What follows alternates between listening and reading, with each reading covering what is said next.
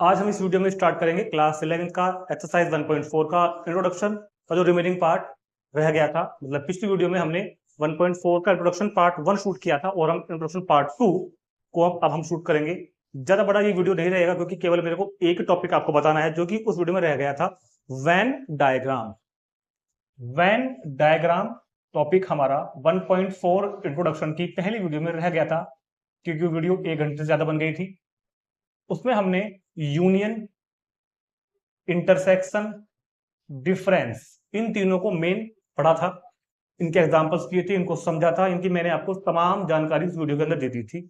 अब नया टॉपिक मेरे पास 1.4 इंट्रोडक्शन में जो आ रहा है वो है वेन डायग्राम। ठीक है, वेन डायग्राम क्या होता है, क्या इसका यूज है, कैसे यूज करते हैं, कैसे ड्रॉ करते हैं, 2 सेट्स के लिए कैसे बनता है, 3 सेट्स के लिए कैसे बनता है, ये सभी बातें हम इस वीडियो के अंदर अब शुरू करने वाले हैं। तो सबसे पहले थोड़ी सी मैं आपको वेन डायग्राम की हिस्ट्री बता देता हूं। एक इंग्लिश लॉजिशियन बोलते हैं उसको, मैथमेटिशियन होता है ना, मैथमेटिशियन, फिजिक्स वाला फिजिशियन, इंग्लिश लॉजिशियन। लॉजिशियन मतलब लॉजिक से बनता है लॉजिशियन। जैसे मैथ है तो मैथमेटिशियन, साइंस है तो साइंटिस्ट, लॉजिक तो लॉजिशियन। एक्चुअल में वेन डायग्राम जो है ना, एक्चुअल में जो वेन डायग्राम जो है ना, वो एक डायग्राम, वो एक इंग्लिश लॉजिशियन जॉन वेन के नाम पर रखा गया है। जॉन वेन एक इंसान था, एक लॉजिशियन था जिसने लॉजिक के फील्ड में काफी काम किया था, इंग्लिश था मतलब, तो उसके नाम पर बनाया गया वेन डायग्राम। वेन डायग्राम की जरूरत हमको स्पेशली मैथ के चैप्टर नंबर सेट जो हम कर रहे हैं उसमें, और मेनली रीजनिंग में। जब आप लोग कभी तैयारी करोगे ना आगे चलकर, रीजनिंग वगैरह में हमें इसकी जरूरत पड़ती है। ठीक है, रीजनिंग वगैरह वगैरह में हमें इसकी जरूरत पड़ती है। फिलहाल हम वेन डायग्राम अगर देखा जाए तो बहुत ज्यादा बड़ा टॉपिक है, लेकिन यहां पर हम इसको सिर्फ अपना लिमिटेड ही पढ़ेंगे क्योंकि जितना सेट के चैप्टर में यूज होगा उतना ही मैं आपको यहाँ बताना चलूंगा जितना हमको जरूरत है। ठीक है, तो ये एक तरह का डायग्राम होता है जिसमें मेनली हम फिलहाल स्क्वायर शेप या स्क्वायर की जगह रेक्टेंगल शेप, ठीक है, किसी एक तरह का बनाएंगे उसको, या तो स्क्वायर फॉर्म में बनाएंगे या रेक्टेंगल। मोस्ट यूजुअली रेक्टेंगल बनता है, मोस्ट यूजुअली रेक्टेंगल बनता है हमारे फिलहाल सिलेबस के अकॉर्डिंग, और उसके अंदर एक सर्कल, ठीक है, एंड सर्कल। इस तरह से हम लोग वेन डायग्राम को ड्रॉ करेंगे, एक रेक्टेंगल उसके अंदर सर्कल को लेकर।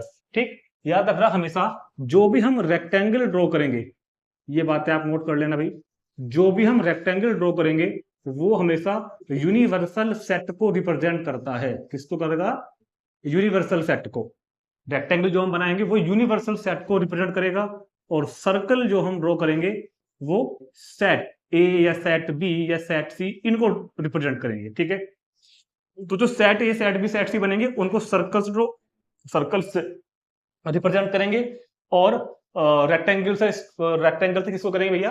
रेक्टेंगल से करेंगे हम यूनिवर्सल सेट को।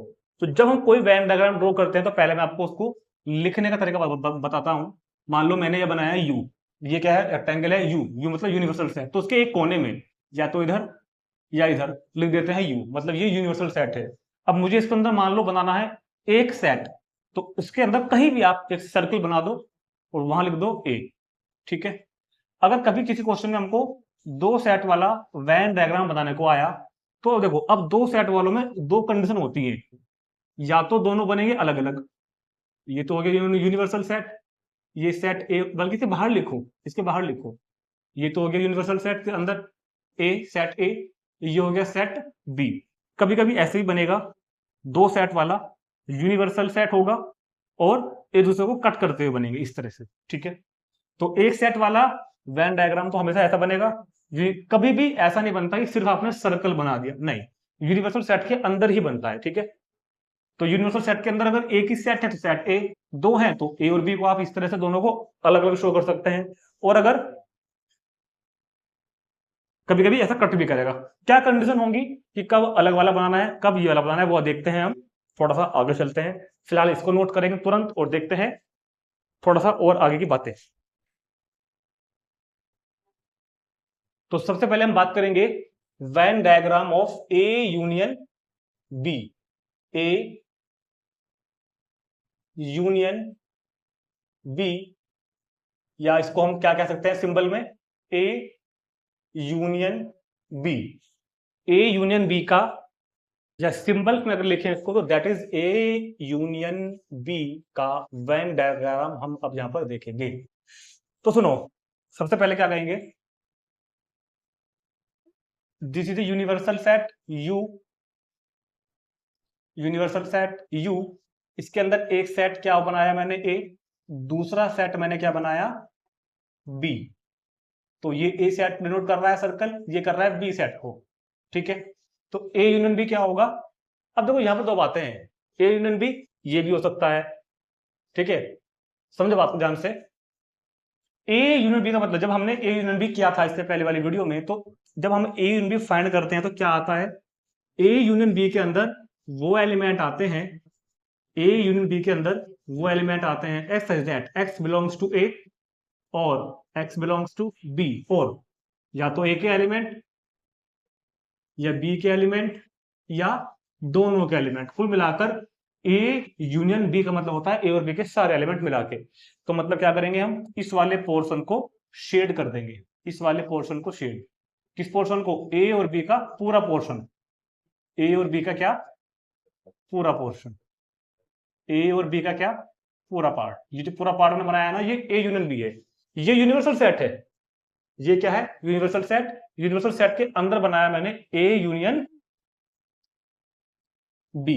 तो जो शेडेड पोर्शन जो है वो डिनोट कर रहा है ए यूनियन बी को, मतलब ए का भी पूरा पोर्शन, बी का ही पूरा पोर्शन। अभी धीरे धीरे समझ में आएगा आपको, मैं आपको एक एग्जांपल भी लेकर दिखाता हूं, पहले मैं आपको थोड़ा सा कर दूं, अभी थोड़ा सा आपको अजीब लगेगा। और ए यूनियन बी ऐसा भी होगा कभी कभी कि जब हम इन दोनों सर्कल को अलग अलग बनाएंगे, ये सेट ए है मान लो, ये सेट बी है, और ये पूरा क्या है, यूनिवर्सल सेट, तो ये क्या हो जाएगा, ए यूनियन बी। अब अगर मेरे को ए यूनियन बी को उसमें शो करके दिखाना है, शेड कहां करेंगे, सारा पोर्शन तो ए का, सारा का सारा पोर्शन तो ए का, और सारा का सारा पोर्शन ही बी का, ये क्या हो जाएगा, ए यूनियन बी। अब बात ये आती है कब हमको इस तरह वाले सर्कल बनाने हैं और कब हमको इस तरह वाले सर्कल बनाने हैं। अब सुनते हैं बात को ध्यान से। अगर सेट ऐसा है, कैसा, ए में है 1 2 3, और सेट बी में है मान लो आप 3 4 5, ठीक है।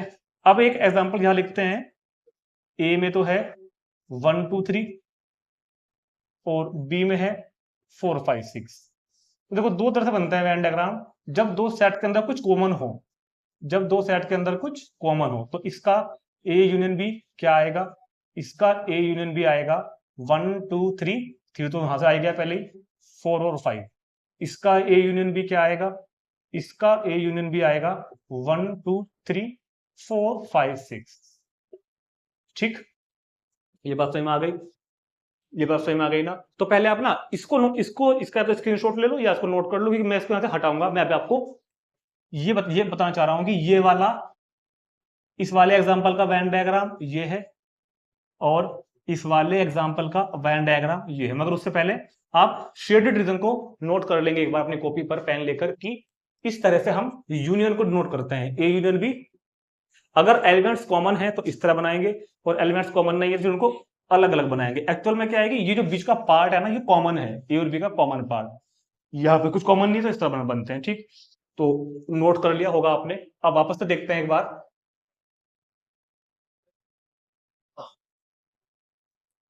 क्या कि ये सेट ए है और ये सेट बी है। मेरे को वेन डायग्राम ड्रॉ करना था और हमको दिख गया कि एलिमेंट्स कॉमन है, तो कॉमन कौन है, 3। जो कॉमन है वो यहां आएगा, क्योंकि 3 ए का भी एलिमेंट है और ये 3 बी का भी एलिमेंट है। अब जो ए में है, कौन कौन है ए में, 1 और 2 लिख दो, 3 ऑलरेडी आ चुका है देखो ए के अंदर। बी में कौन कौन है, 3 4 5, 3 पहले आ गया तो 4 5। इस तरह ए यूनियन बी में हम एलिमेंट्स को फिल करते हैं। अगर कॉमन है तो आपको ऐसा बनाना है, ठीक है। और जैसे कि इस बारे में कोई कॉमन ही नहीं है, तो इसमें आप सर्किल को अलग अलग बनाओगे, ये ए ये बी, ए में कौन हो गया 1 2 3, बी में कौन हो गया 4 5 6। तो ये पोर्शन को ए यूनियन बी अगर कॉमन है और कॉमन नहीं है, इसको भी नोट कर लेंगे। ये मैं आपको वापस से शेड करके दिखाऊंगा अभी। अगर आपको ए यूनियन बी को शो करके दिखाना है तो आप कोई अलग कलर का पेन लेकर या कच्ची पेंसिल से इसमें शेड कर सकते हैं। ये हमने इसको ए यूनियन बी को रिप्रेजेंट कर दिया। Shaded region is the A union B. तो ठीक है, समझ में आ गया होगा आपको कि ए यूनियन बी कैसे वेन डायग्राम से हम लोग शो करते हैं। तो ये तरीका हो गया ए यूनियन बी को शो करने का। ठीक है, इसको नोट करेंगे जल्दी से और देखते हैं next Venn diagram A intersection B के लिए। ठीक है, चलो जी, ए इंटरसेक्शन बी के लिए इसको पूरा रब कर दूं। ए इंटरसेक्शन बी के लिए अब ए इंटरसेक्शन बी सेकंड वाला वेन डायग्राम आता है मेरे पास। ए इंटरसेक्शन बी, या ऐसे लिख लो ए इंटरसेक्शन बी।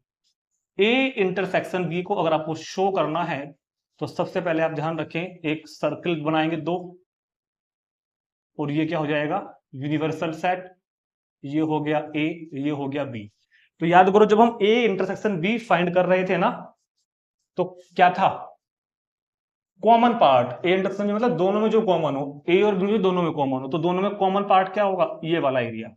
तो ये एरिया शो करता है ए इंटरसेक्शन बी को। याद रखेंगे आप लोग कि ये जो पार्ट है ये डिनोट किसको करेगा, ए इंटरसेक्शन बी को।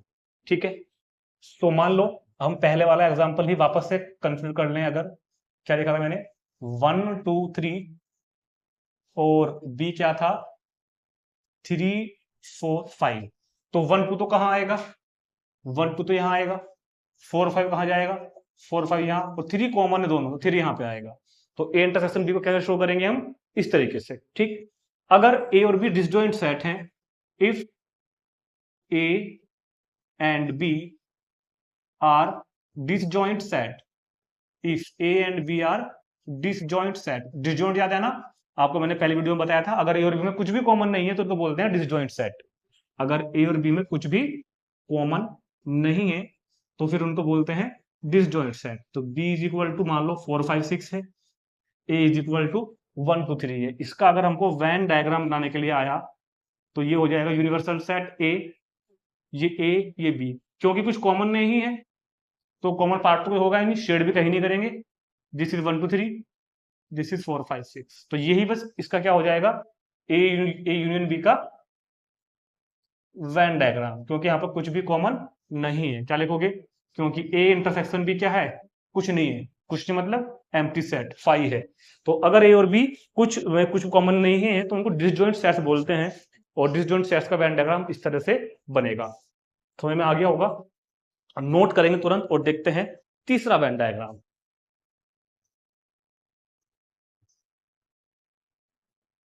तीसरा वैन डायग्राम, पहले मैं बात करूंगा A subset B. A is the subset of B का वैन डायग्राम। ठीक है, A is the subset of B का वैन डायग्राम। तो पहले एक बात बताओ, एक एग्जांपल कंसीडर करते हैं।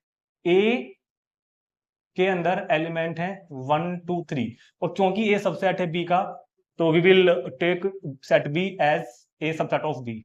ए जो है बी का सबसेट हो, ए में 1 2 3 माना तो बी में मैंने क्या माना 1 2 3 4 5, बिकॉज ए सबसेट है बी का तो ए के सारे एलिमेंट बी में हो, ए के सारे एलिमेंट बी के अंदर होने चाहिए। एक और बढ़ा लो, बल्कि 2 बढ़ा लो। ठीक है, थोड़ा सा अच्छा समझ में आ जाएगा। तो यहाँ पे ए सबसेट है बी का, तो देखो क्योंकि पूरा तो क्या होता है यूनिवर्सल सेट, जो भी होगा वो यूनिवर्सल सेट के अंदर होगा। ध्यान आ गई बात। चलो, ए सबसेट ऑफ बी मतलब ए पूरा ही बी के अंदर है। ए सबसेट ऑफ बी का मतलब ए जो सेट है वो पूरा ही बी के अंदर है, तो ये बी बना, और ए उसके अंदर है तो ये ए बना। बात समझ में आ गई भाई, ये सेट ए है ये वाला, बल्कि मैं इसके अंदर लिख देता हूं, ये वाला सेट बी है, ये वाला सेट ए है।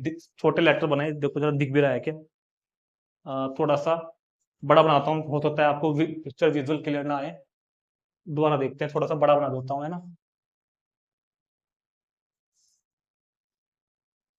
अब शायद आपको क्लियरली दिख जाएंगी चीजें।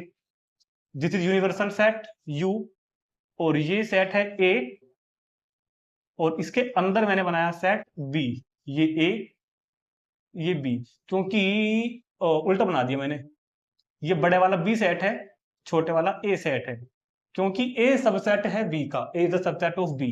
तो ए के अंदर कौन एलिमेंट है, सिर्फ 1 2 3, ए के अंदर कौन एलिमेंट है 1 2 3, और बी के अंदर कौन है 1 2 3, तो 1 2 3 बी में ऑलरेडी आ गए, बचे कौन कौन 4 5 6 7। समझ में आ गया ना, A is the subset of B, मतलब ए के सारे एलिमेंट बी के अंदर होंगे, तो इसको बोलते हैं ए सबसेट ऑफ बी का वेन डायग्राम। पिछली वीडियो में मैंने आपको जब यूनियन और इंटरसेक्शन पढ़ाया था ना, तो मैंने वहां पे आपको दो बातें लिखवाई थी। नंबर 1 आपको सुन के याद आएंगी कि अगर ए सबसेट है बी का, हो सकता है वहां पे इधर ए हो इधर बी, इफ ए सबसेट है बी का देन ए यूनियन बी तो क्या होगा, एंड ए इंटरसेक्शन बी क्या होगा, ये मैंने आपको दोनों में समझाया था अलग अलग उस टाइम पर। याद करो, ए यूनियन बी मैंने बताया था बड़े वाला सेट, बड़े वाला कौन है बी, और ए इंटरसेक्शन बी मैंने बताया था आपको छोटे वाला सेट, तो छोटे वाला कौन होता है ए। ए इंटरसेक्शन बी में ये छोटा होता है हमेशा, याद रखना, ये बात आपको पहले ही बताई गई थी कि अगर ए सबसेट है बी का तो जो सबसेट है वो छोटा होता है, और जिसका सबसेट है वो बड़ा सेट होता है। तो जब अगर ए सबसेट है बी का तो ए और बी का यूनियन बड़े वाला होता है, मतलब ये बी होता है, और ए और बी का इंटरसेक्शन ए होता है, मतलब छोटे वाला होता है। और मैंने आपको उस टाइम भी बात बताई थी कि ये बात मैं आपको वेन डायग्राम से भी समझाऊंगा, तो अब मैं आपको ये बातें वेन डायग्राम से सर क्लियर करने वाला हूं। देखो साफ दिख रहा है कि ए सबसेट है बी का, ठीक, पहले आप इसको नोट कर लो तुरंत, क्योंकि मैं फिर शेड वगैरह कर दूंगा अभी। चलो, ए सबसेट है किसका बी का, तो ए का और इस बी का यूनियन क्या होगा, ध्यान से देखो, बहुत ध्यान देखो, इस ए का, फील करो चीजों को, इस ए का और इस बी का यूनियन, यूनियन मतलब ए का भी सारा पार्ट बी का भी सारा पार्ट, तो ये सारा ना हो जाएगा क्या, ये सारा हो जाएगा ना, क्योंकि हम ए यूनियन बी ले रहे हैं, ए यूनियन बी। तो ये मैंने आपको बताया था कि अगर ए सबसेट है बी का तो ए यूनियन बी क्या होगा बी। अगर हम बात करते हैं इंटरसेक्शन की, अब जब मैं बनाता हूं अलग से, अगर हम बात करते हैं इंटरसेक्शन की, अगर हम बात करते हैं किसमें इंटरसेक्शन की, इंटरसेक्शन की बात करते हैं, तो ये हो गया मेरे पास सेट बी, ये हो गया इसका सबसेट ए और बी का इंटरसेक्शन क्या है, सोच के बताओ, देख के फिगर को, ए और बी का इंटरसेक्शन, एक वो पार्ट जो ए का भी है और बी का भी है, सिर्फ ये वाला हिस्सा है, ये ए का पार्ट भी है ये बी का पार्ट भी है, तो ए और बी का इंटरसेक्शन क्या होगा ए। तो ये था ए सबसेट ऑफ बी का वेन डायग्राम, नोट करेंगे इसको, देखते हैं अगला वाला वेन डायग्राम। नंबर 4 पर देखते हैं हम ए डिफरेंस बी, ए माइनस बी का Venn diagram, A minus B, A minus B और बी माइनस ए दोनों में आपको इसी में बता देता हूं एक में। Number 4 Venn diagram of A minus B and B minus A minus B और बी माइनस ए का Venn diagram, A minus B और बी माइनस ए का वेन डायग्राम। तो तो क्या फर्स्ट इधर पहले मैं आपको बताता हूं डायरेक्ट शेड वगैरह करके, फिर आपको एग्जांपल से समझा दूंगा एक बार ए माइनस बी। ध्यान रखना, जब मैंने आपको ए माइनस बी की डेफिनेशन बताई थी, जब मैंने आपको ए माइनस बी की डेफिनेशन बताई थी, तो बताया था A minus B is a set which consist only the element belongs to A but not of B, वो एलिमेंट जो सिर्फ ए में हो बी में ना हो। याद करो, वो एलिमेंट जो ए में तो हो मगर बी में ना हो, उनको बोलते हैं ए माइनस बी। तो इस फिगर के अंदर कौन सा वो पार्ट है जहां मैं शेड करूं जो ए में तो है मगर बी में नहीं है, अगर आप बहुत ध्यान से समझो ना तो ये पार्ट, मतलब कॉमन वाला नहीं लेना, ये पार्ट जो सिर्फ ए का है बी का नहीं है, ये वो पार्ट है जो सिर्फ ए का पार्ट है, क्योंकि अगर मैं इस कॉमन वाले में आ गया तो ये बी का ही पार्ट है, कॉमन तो बी का भी है ना, तो ये इसको बोलते हैं ए माइनस बी।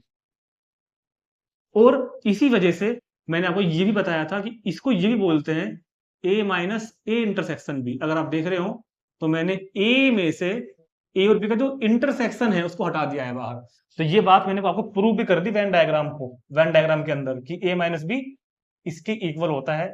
ये मैंने आपको पिछली वीडियो में प्रूव कराया था एक एग्जांपल में, ये मैंने आपको यहाँ प्रूव करा दिया। आप देख रहे हैं कि ए माइनस बी मतलब सिर्फ ए का पार्ट, क्योंकि ए माइनस बी की जो डेफिनेशन है वो क्या है, elements belongs to A but not of B, मतलब part of A but not of B, A का ही पार्ट हो बी का ना हो, तो मतलब ये तो शेड करेंगे। अगर आप इसको देखें ए माइनस ए इंटरसेक्शन बी, मैंने ए में से ए और बी का इंटरसेक्शन माइनस कर दिया, निकाल दिया, तो ये क्या होता है ए माइनस बी का वेन डायग्राम। ऐसे ही देखते हैं बी माइनस ए का Venn diagram. Similarly B minus A का वेन डायग्राम भी ऐसे ही बन जाएगा। तो universal set U, set A, set B. तो बी माइनस ए का वेन डायग्राम मतलब बी में से ए का पार्ट हटा दो। तो जब हम बी में से ए वाला पार्ट हटाएंगे, बी में से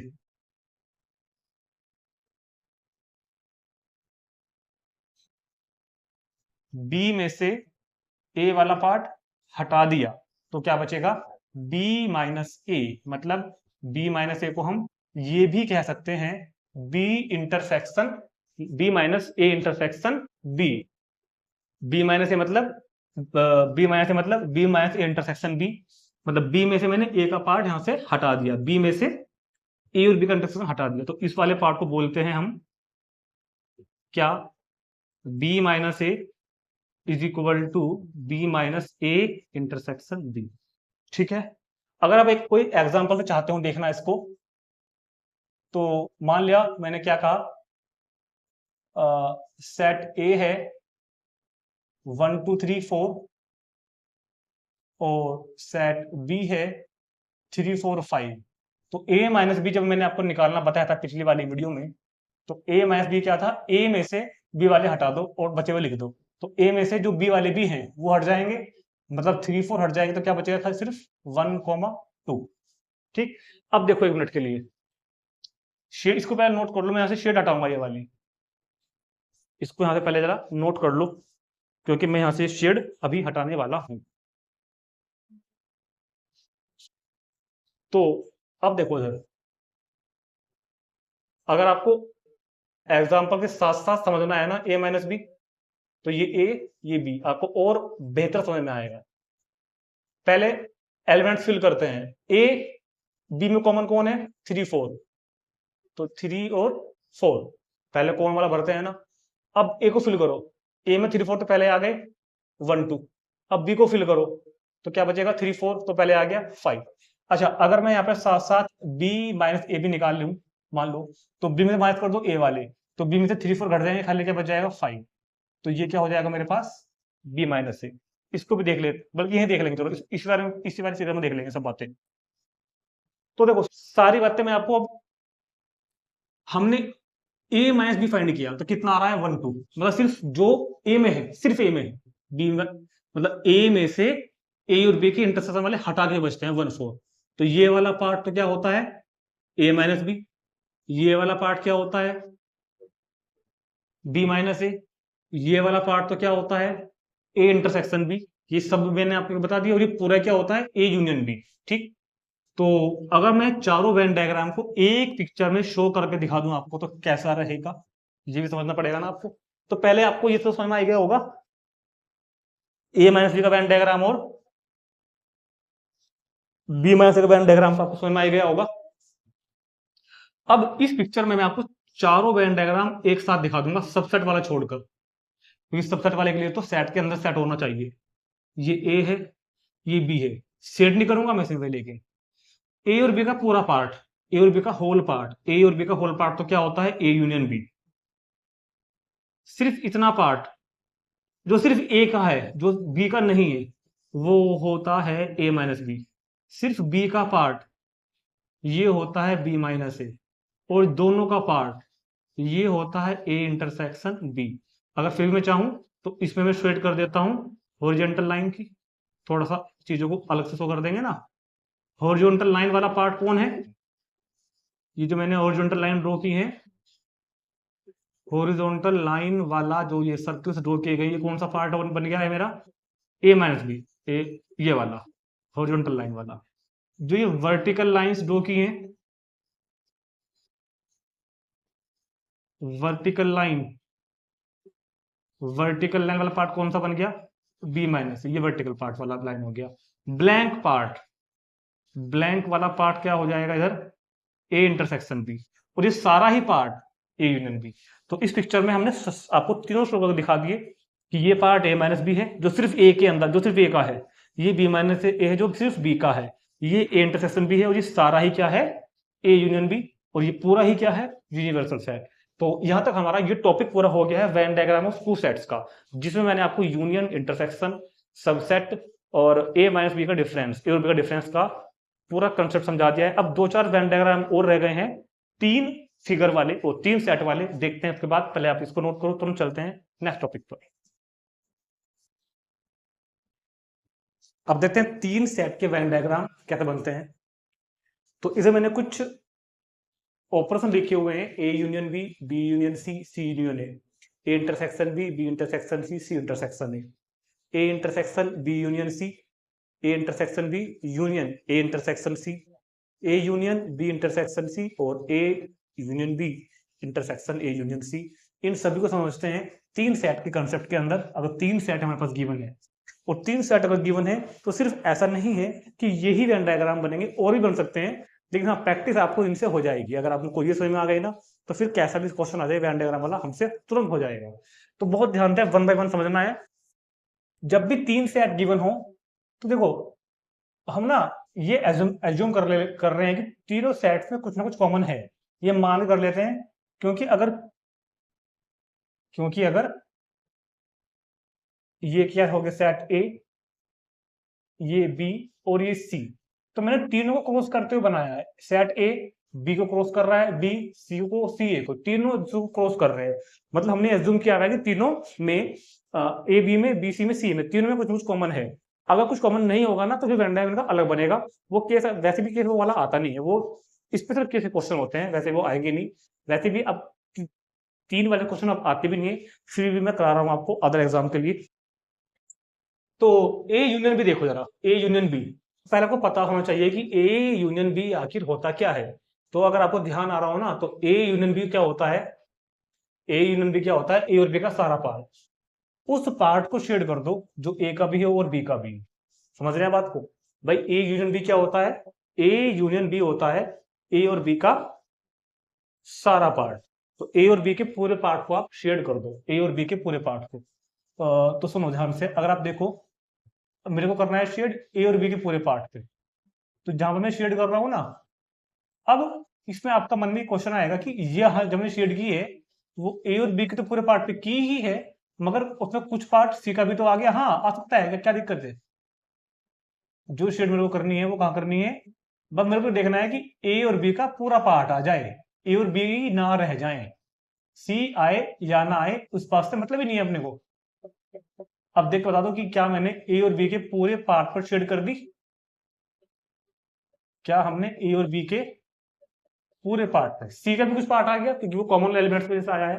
तो ये होगा ए यूनियन बी, ये क्या हो जाएगा, ए यूनियन बी। ठीक है, ये हो जाएगा मेरे पास ए यूनियन बी, ए और बी का पूरा पार्ट। ऐसे ही बी यूनियन सी देखते हैं, उसको मैं इधर बना देता हूँ एक बार, है ना, बी यूनियन सी, क्योंकि मैं इनको यहाँ रब नहीं करूंगा, मुझे कुछ बातें समझानी है आपको बाद में। बी यूनियन सी, ये ए, ये बी, ये सी। तो अगर ये ए है, अगर ये बी है और ये सी है, तो ये क्या होगा, बी यूनियन सी, मतलब बी और सी का सारा पोर्शन, बी और सी का पूरा पूरा पोर्शन, किस किस का, बी और सी का। अब आपको केवल बी और सी को देखते हुए शेड कर देनी है कि सी पूरा आए, बी भी पूरा आए। ए में शेड हो रही है या नहीं वो छोड़ो, आपको बी में और सी में पूरे में शेड कर देनी है। तो ये क्या कहा जाएगा, B union C, this set called, ये क्या हो जाएगा, इधर एरो बना दिया, बी यूनियन सी, मतलब बी और सी का पूरा पार्ट, ए आए ना आए। अब सी यूनियन ये देखते हैं, इधर थोड़ा सा इधर कर दूं, जगह की कमी आएगी ना बाद में मेरे को। C union A, C union A, A B C, तो सी यूनियन ए का मतलब सी और ए का सारा पार्ट, बी आए चाहे ना आए, सी और ए का पूरा पोर्शन। पहले मैंने पूरे सी पे शेड की, इस टाइम में सी को देख रहा हूं, अब मैं ए को शेड करूंगा, अब मैं ए को देख रहा हूं। तो ये तरीका होता है शेड करने का कि जिसको आपको शेड करनी है उसी को देखो, दूसरे में हो रही हो या ना हो रही उसमें छोड़ो। तो पहले बता दो कि क्या आपको तीनों के यूनियन समझ में आ गए क्या? A union B union C और सी यूनियन ए। ये पूरी उम्मीद है कि समझ में आ गया होगा आपको। A union B union C, sorry C union A union B union C union A और बी का पूरा पार्ट, बी और सी का पूरा पार्ट, सी और ए का पूरा पार्ट। अब चलते हैं इन तीनों के वन बाय वन इंटरसेक्शन पर। ये भी हो गया, ये भी हो गया। अब देखते हैं ए और बी का इंटरसेक्शन, इधर बनाता हूं, ए और बी का इंटरसेक्शन, ए बी सी। तो जब ए और बी के इंटरसेक्शन पे शेड करेंगे तो मतलब वो पार्ट देखना है जो ए और बी में कॉमन है, ए इंटरसेक्शन बी जो ए और बी में कॉमन है। अब आपको सी में शेड होगी या नहीं होगी वो चीज देखनी नहीं है, ए का भी हो बी का भी हो। तो ए और बी का जो कॉमन पार्ट है वो ये है, देखो ध्यान से, ए और बी का जो कॉमन पार्ट है वो ये है, इतना ए और बी का कॉमन पार्ट। ये क्या हो जाएगा? A intersection B, A intersection B. अब देखते हैं बी और सी का इंटरसेक्शन, यहां लिख देते हैं ए इंटरसेक्शन बी। बी और सी का इंटरसेक्शन, ए ये बी ये सी, ए बी सी। बी और सी का इंटरसेक्शन मतलब बी और सी का कॉमन पार्ट, बी और ये हो जाएगा कितना मेरे पास इधर? सी। तो बी, ये बी हो गया और ये कौन सा पार्ट हो गया मेरे पास में इधर?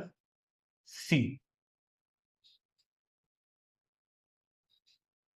तो अगर आप इस वाले पार्ट की बात को बहुत ही ध्यान से देखें तो ये जो है ना बी और सी का कॉमन पार्ट मेरे को नजर आ रहा है, बी का और सी का, क्योंकि ये आर्क बी वाली है, देखो ध्यान से, ये आर्क सी वाली है, इन दोनों आर्क, सी की आर्क और ये बी की आर्क। तो बी और सी का क्या कहा जाएगा? ये इंटरसेक्शन। इसको मैं अंदर लिख दे रहा हूं थोड़ा सा, कोई प्रॉब्लम नहीं होनी चाहिए वैसे तो बच्चों को। B intersection C. अभी देखते हैं सी इंटरसेक्शन ए, ये वाला C intersection A, C intersection A, set A, set B और सी। तो ए बी सी और ए का इंटरसेक्शन मतलब ये पार्ट ए का, तो ए की आर्क आ रही है, ये ए की आर्क हो गई, ये सी की आर्क हो गई, तो ये वाला पोर्शन ये होगा ए और सी का इंटरसेक्शन। अगर आप ध्यान से देखो, ये सी की आर्क है, ये ए की आर्क है, तो ये हो जाएगा ए और सी का इंटरसेक्शन। अभी मैं आपको तीनों का इंटरसेक्शन का वेन डायग्राम बताऊंगा, वो रह गया इस लिस्ट में लिख देते हैं पहले हम। ए, ठीक है, इंटरसेक्शन बी, इंटरसेक्शन सी, तीनों को ही बताता हूं अभी आपको। अभी पहले हम इनको कवर करेंगे। अच्छा एक बात ध्यान रखना, ये दोनों एक ही हैं, ये दोनों एक ही हैं और ये दोनों भी सेम है। आप याद करो, मैंने आपको पिछली वीडियो में बताई थी डिस्ट्रीब्यूटिव प्रॉपर्टी। पिछली वीडियो में मैंने आपको लास्ट में बताया था, क्या बताया था? Distributive property. ये डिस्ट्रीब्यूटिव प्रॉपर्टी तो है, A intersection B, A intersection of B union C. तो क्या हो जाएगा? A intersection B union A intersection C. तो मतलब दोनों की वैल्यू सेम होती है, ये मैंने आपको पिछली वीडियो में समझाया था। और अभी हम इन दोनों के वेन डायग्राम बनाएंगे और हमको दिखाई देंगे कि हाँ दोनों सेम आएंगे बनके, जो वेन डायग्राम इसका होगा वो इसका होगा। ऐसे ही ये वाले भी डिस्ट्रीब्यूटिव प्रॉपर्टी नंबर 2 थी, A union B intersection C, मतलब यूनियन डिस्ट्रीब्यूट होगा अंदर ए यूनियन बी और ए यूनियन सी, बीच में इंटरसेक्शन आ जाएगा। तो अभी मैं इनके वेन डायग्राम बनाता हूं और दोनों के हम देखेंगे कि सेम ही आएंगे, ठीक है। तो इनको आप जल्दी से नोट कर लेंगे और देखते हैं इन सभी के वेन डायग्राम। तो मेरे को जरा जरूरत पड़ेगी अभी किसकी? बी यूनियन सी चाहिए मेरे पास, है क्या कहीं को? बी यूनियन सी कहीं दिख रहा है बोर्ड पर बच्चों? और बी यूनियन सी के बाद ए इंटरसेक्शन बी भी है, ए इंटरसेक्शन सी भी है, बी इंटरसेक्शन सी ए। चलो मैं आपको इन्हीं से दिखाता हूं निकाल के, सुनो जरा ध्यान से समझना मेरी बात को, बहुत ही ध्यान से। जो ये पहले वाला है ना, A intersection B union C, A intersection B union C. अगर हम A intersection B union C की बात करें तो जरा मैं चेक कर लेता हूँ कि ये इतना फ्रेम में आ रहा है क्या। ये हो गया ए बी, अरे यार, सी, ए, ए बी और सी थोड़ा सही नहीं बने सर्कल मेरे, है ना। थोड़ा सा थोड़ा सा सही करना पड़ेगा इसको। ए, अब आ जाएगा शायद, है ना। तो ये सेट ए, ये set B, set A B, और ये हो गया मेरे पास सी। ठीक हो गया, सेट ए बी सी। अब सुनो, बी यूनियन सी और ए का इंटरसेक्शन। अब तो इस बोर्ड पर कहीं पर बी यूनियन सी दिखाई दे रहा है क्या? हाँ, ये रहा बी यूनियन सी। इसका और ए का इंटरसेक्शन बता दो। ये बी यूनियन सी का पोर्शन हो गया, ये बी बी यूनियन सी है ना, बी यूनियन सी का और ए का इंटरसेक्शन। देखो ध्यान से देखो, बी यूनियन सी, ये जो शेड की है बी यूनियन सी है, ये ए है। तो इस ए में, ध्यान से देखना, इस ए में और बी यूनियन सी में की जो शेड की हुई है, कॉमन क्या है? कॉमन देख रहे हैं, ए का इंटरसेक्शन बी यूनियन सी के साथ। तो बी यूनियन सी में और ए में ये चीज कॉमन है इतनी, जहां पे अब डबल शेडेड हो गई। ये पार्ट ए का भी है और ये पार्ट बी यूनियन सी का भी है, जहां पर अब डबल शेड हो गई है। मतलब कि अगर मैं इसको यहां पर शो करूं, डबल शेडेड वाले रीजन को, अगर मैं डबल शेडेड वाले रीजन को यहां पर करूं, तो ये बन गया, चाहे चेक कर लो, ये बन गया ना। तो ये कौन सा बन गया? ये वाला, ये बन गया ये वाला, ए इंटरसेक्शन, ए इंटरसेक्शन कितना, बी यूनियन सी। अब हम इसका देखते हैं, वो भी ये बन के आएगा, अभी देखना। तो उसके लिए बोर्ड पर ढूंढो जाकर ए इंटरसेक्शन बी कहां है और ए इंटरसेक्शन सी कहां है। ए इंटरसेक्शन बी तो ये रहा, और ए इंटरसेक्शन सी ये रहा। इन दोनों का यूनियन, दोनों का यूनियन मतलब इन दोनों शेड को आपस में मिक्स, मर्ज कर दो, मिला दो। तो जरा मेरे को बताओ, अगर मैं इन दोनों शेडेड को, ए इंटरसेक्शन बी वाले पार्ट को और ए इंटरसेक्शन सी वाले पार्ट को आपस में मर्ज कर दूं, तो यहां पर देखो, यहां पर शेड है, यहां पर शेड है, ठीक है।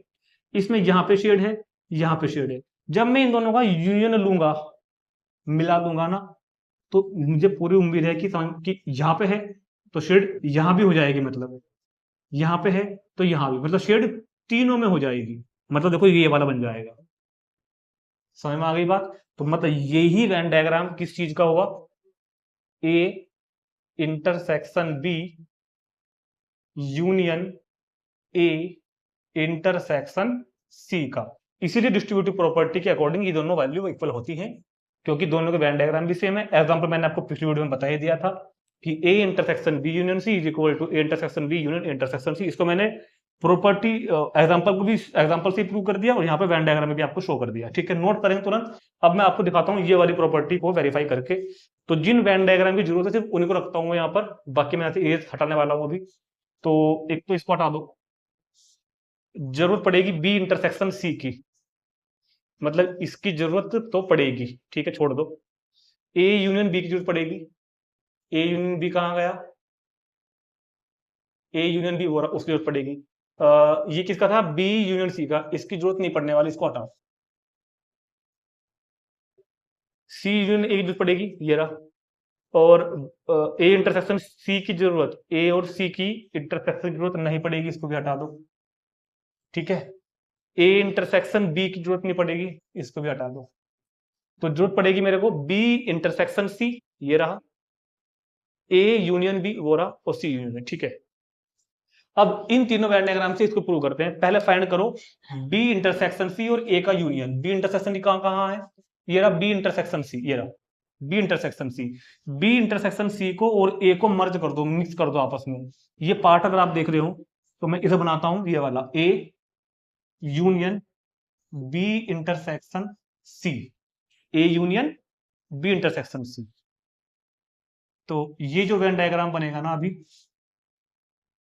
ये जो वेन डायग्राम बनेगा ना,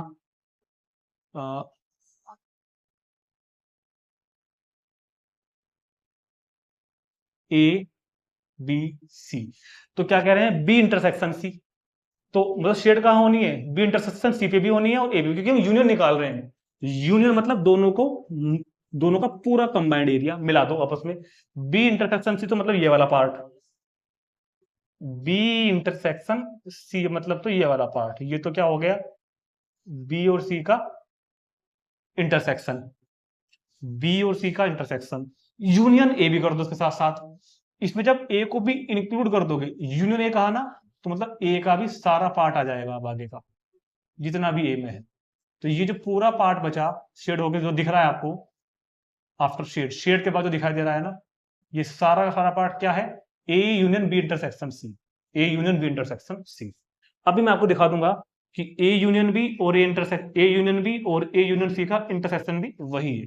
दिखाता हूं कैसे, आ जाओ, ए यूनियन बी, ये रहा ए यूनियन बी, ये क्या है मेरे पास, ए यूनियन बी, और ए यूनियन सी कहाँ है, ये रहा ए यूनियन सी, ये रहा। समझ में आ गई बात, इन दोनों का, ए यूनियन बी का और ए यूनियन सी का इंटरसेक्शन, इंटरसेक्शन मतलब common, A union B and A union C में आप कॉमन शेड कहां हुई है वो बताएंगे देखकर, क्या ए यूनियन बी में और ए यूनियन बी में और ए यूनियन सी में कॉमन शेड, कॉमन शेड देखो इन दोनों की, सुनो, क्या हम इस शेड को कॉमन, जो सिर्फ बी में हो रही है ये कॉमन नहीं है, ये शेड कॉमन क्योंकि यहां पे नहीं है, ये वाली शेड कॉमन नहीं है क्योंकि यहां पे नहीं है। एक तो देखो जिसको मैं अभी मार्क करूंगा, एक तो ए पूरा सर्कल ए का, पूरा सर्कल ए का यहां भी शेडेड है, यहां भी शेडेड है, ये वाला पार्ट यहां भी शेडेड है, यहां भी शेडेड है, ये वाला पार्ट यहाँ, और ये वाला, ये पार्ट है, चार पार्ट, पूरा ए, एक दूसरा ये, तीसरा ये, चौथा ये रहा। और देखो ये ही यहां पे निकल के आया था क्या, और एक ये भी रह गया, सॉरी एक ये भी रह गया, ये पार्ट है जो इन दोनों स्टूडेंट में कॉमन है, वही मैंने यहाँ पे शेड किया था। मतलब जो वेन डायग्राम इसका है वही वेन डायग्राम होगा ए यूनियन बी और ए यूनियन सी के इंटरसेक्शन का। ये मैंने बात आपको, इन दोनों की कॉमन शेड भी यही बन के आएगी, चाहे तो आप चेक करके बना के देख सकते हैं एक बार, कोई दिक्कत नहीं है। वैसे मैंने आपको फिल करा दी है बातें। तो ये तीन वेन डायग्राम का टॉपिक भी खत्म हो गया है। एक और देख लेते हैं, A intersection B intersection C, तीनों का कॉमन, और जब ये देखोगे तो फिर तो तीनों का यूनियन देखने में भी क्या बुराई है, तीनों का यूनियन और तीनों का इंटरसेक्शन। और देख लेते हैं, इसको पहले तुरंत नोट करेंगे एक बार सभी स्टूडेंट्स। चलो, वैसे तीन वेन डायग्राम का अब हमारे सिलेबस में थोड़ा सा रोल कम रह गया, फिर भी मैंने आपको बता दिया है, ताकि जब मैं आपको अगला एग्जाम की तैयारी कराऊंगा ना, तो उस वीडियो के डिस्क्रिप्शन में मैं यहाँ का लिंक डाल सकूं और आपको कह सकूं कि वहां जाकर देख लेना एक बार। तो एक वेन डायग्राम देख लेते हैं A union B union C का। वैसे भी ये चीज वेस्ट नहीं जाएगी, क्लास 12th में सबसे लास्ट का चैप्टर आएगा प्रोबेबिलिटी, वहां पर आपको इनकी जरूरत बहुत ज्यादा पड़ेगी, खासकर बेस थ्योरम में। जब हम बेस थ्योरम के क्वेश्चन आपको वेन डायग्राम से ही सोल्व कराएंगे, तब कई बच्चों को बेस थ्योरम के क्वेश्चन फॉर्मूले से करने आते हैं, अभी तक आपको पता ही नहीं है क्या होती है बेस थ्योरम, मगर बेस थ्योरम के क्वेश्चन को हम प्रोबेबिलिटी में वेन डायग्राम से भी सोल्व करके दिखाएंगे आपको, बहुत मजा आएगा आपको। तो A union B union C और A union B, sorry intersection, तो यूनियन मतलब तीनों का सारा पार्ट, तो कुछ सोचना ही नहीं है, आंख बंद करो, पेंसिल उठाओ, शेड कर दो, आंख बंद करो, पेंसिल उठाओ और शेड कर दो, A union B union C. अब A intersection B intersection C, वो एरिया जो ए बी सी दोनों में कॉमन आ रहा है, कौन सा होगा, देखो ये वाला होगा। अगर आप बहुत ही बारीकी से चीजों को देख रहे हो ना, तो ये वाला पोर्शन वो पोर्शन है जो ए में भी है, बी में भी है, सी में भी है। क्योंकि अगर मैं इसकी बात करूं तो सिर्फ ए है, ये सिर्फ बी है, ये सिर्फ सी है, ये वाला पार्ट ए और बी का इंटरसेक्शन है, ये वाला पार्ट बी और सी का इंटरसेक्शन है, ये वाला पार्ट सी और ए का इंटरसेक्शन है, मगर ये वाला part A intersection B intersection C, तीनों का इंटरसेक्शन है, ये तीनों में आ रहा है। देख लो, ये सर्कल ए की आर्क से भी आ रहा है, सर्कल बी की आर्क से भी आ रहा है, सर्कल सी, तीनों आर्क से बना हुआ part, A intersection B intersection C. तो मैंने आपको 2-2 के वेन डायग्राम वाले, सॉरी 2-2 सेट वाले वेन डायग्राम, 3-3 सेट वाले वेन डायग्राम सभी समझा दिए हैं। इसी के साथ हमारी ये वेन डायग्राम का topic complete, 1.4 introduction totally complete. हम मिलते हैं अब आपको नेक्स्ट वीडियो में एक्सरसाइज 1.4 सॉल्यूशन के साथ। जैसा भी आपको इस वीडियो को करने में फीलिंग्स आई हो, अच्छी या बुरी, वैसा कमेंट जरूर बताना, शेयर करना ज़्यादा से ज़्यादा, और जैसा भी आपको लगा है, कोई डाउट्स अगर हो तो कमेंट करके जरूर पूछ सकते हैं। मिलते हैं नेक्स्ट वीडियो में 1.4 सॉल्यूशन में। Thank you.